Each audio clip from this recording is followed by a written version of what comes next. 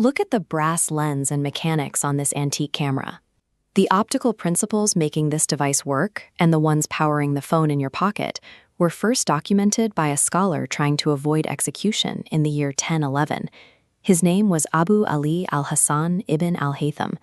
He was a mathematician from Basra whose reputation brought him to Cairo under the volatile Caliph al-Hakim.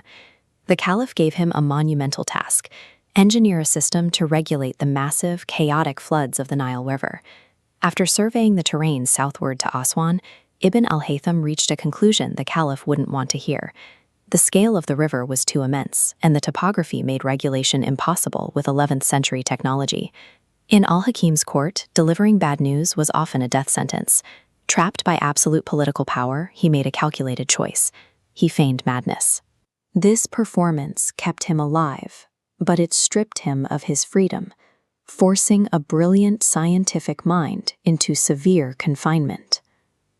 To maintain the illusion of mental instability, Ibn al-Haytham lived under house arrest for a decade. He traded his status as a renowned natural philosopher for the daily reality of a prisoner in Cairo. This physical restriction occurred while the scientific world was itself trapped. For 1,000 years, scholars across the Greek, Roman, Persian, and early Islamic worlds had relied on the optical theories of Euclid and Ptolemy without question. The consensus was the emission theory.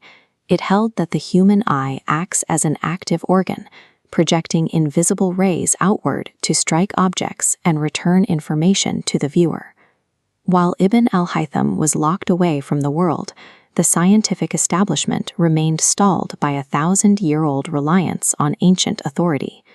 His confinement kept him near the Azhar Mosque. His entire universe shrank from the vast Nile Delta down to a few sealed, darkened rooms. A tiny hole in the wall of his cell allowed a solitary beam of light to pierce the darkness. Where that beam struck the opposite wall, it projected an image of the busy street outside, moving and recognizable, but flipped completely upside down and reversed. He called this the Al-Bayt al-Muslim, or dark room. By forcing diffuse light from the external world through a single tiny aperture, the light waves cross paths and organize into a clear, inverted projection on a flat plane. Standing in the shadows of his cell, he realized he was inside a massive, functioning model of the human eye.